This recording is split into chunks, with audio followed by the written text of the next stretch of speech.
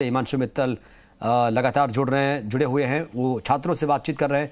हिमांशु, एक और भी मौलिक प्रश्न मेरे दिमाग में आ रहा है, वो ये कि देखिए जो प्रश्न पत्र प्रिंट आउट करवाकर सर्कुलेट किए गए वो 1000 2000 नहीं, 18 लाख 20 लाख में बोलियां लगाई गई।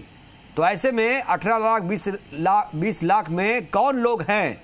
जाहिर सी बात है कि रईस तबके के लोग ही ये प्रश्न पत्र खरीद पाएंगे। आम आदमी के बूते के बस की बात नहीं है।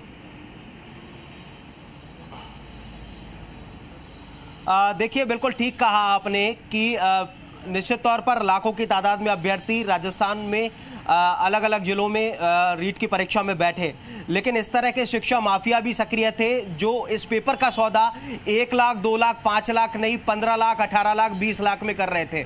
और ये पूरी की पूरी वो गैंग है, ये पूरी की पूरी वो चेन है जो निश्चित तौर पर इस तरह की जो परीक्षाएं हैं उन पर बट्टा लगाने का काम कर रही है।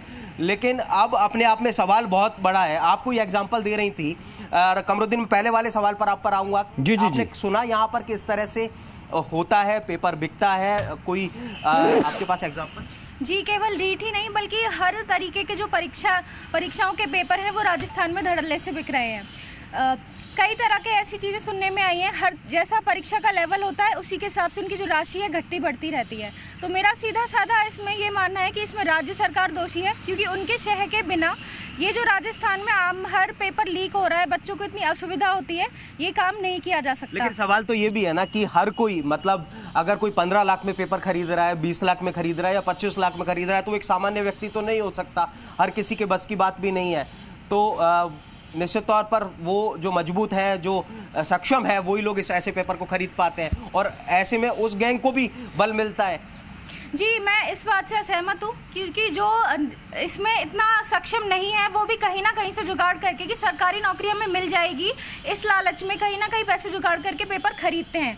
पूरी तरीके से जो ये राजस्थान सरकार का शह मिल रहा है उन माफियाओं को। तो क्या आपको लगता है कि निश्चित तौर पर ऐसे सक्षम लोग ही होते हैं जो ऐसे पेपर को खरीदते हैं? देखिए, ऐसे सक्षम लोग भी हैं और आम लोग भी कोशिश करते हैं कि वो कहीं ना कहीं से व्यवस्था करके पेपर को ले सके ताकि उनको सरकारी नौकरी मिल जाए और वह उनका भविष्य सुंदर हो, सफल हो। तो देखिए, एक बात इन जो स्टूडेंट्स हैं उनके व्यू से निकल करके आती है कि चाहे कोई सक्षम हो या फिर ज़रूरतमंद, हर किसी की सबसे बड़ी बेसिक नीड होती है सरकारी नौकरी। और उसके लिए अपने घर को गिरवी रखने से लेकर के, अपने खेत को गिरवी रखने से लेकर के, अब कर्जा लेने से लेकर के किसी भी हद तक जो अभ्यर्थी है वो चला जाता है। अभी ये भी पता करना है हिमांशु, अब ये भी पता करना है कि किन किन लोगों तक पेपर पहुंचा। ये भी एक चुनौती रहेगी एसओजी के लिए। बिल्कुल, निश्चित तौर पर चुनौती अब ये है कि आखिर ऐसे वो अभ्यर्थी कौन थे जिन तक ये पेपर पहुंचा, किन किन प्रदेश के किन किन शहरों में, किन किन गांवों तक ये पेपर पहुंचा, ये एक बहुत बड़ा सवाल है। ऐसे कितने अभ्यर्थी थे जिन तक पेपर पहुंचा और वो निकल गए। तो अपने आप में ये बहुत बड़ा सवाल है जिस पर बड़ा इन्वेस्टिगेशन होना है और बड़ा इन्वेस्टिगेशन जब एसओजी करेगी तो निश्चित तौर पर तमाम जो खुलासे होंगे तो वो तमाम जो चेहरे जिन्होंने इस पूरे फर्जीवाड़े को अंजाम दिया वो एक एक करके गिरफ्तार होंगे। बिल्कुल हिमांशु, इसकी जो कड़ियां हैं परत दर परत खुल रही हैं और लगातार इसमें गिरफ्तारियां भी हो रही हैं, लेकिन दूसरी तरफ इसमें सीबीआई जांच की मांग भी तेज होती जा रही है। बहुत बहुत धन्यवाद आपका जानकारी देने के लिए। और जयपुर से खबर, जहां पर प्रदेश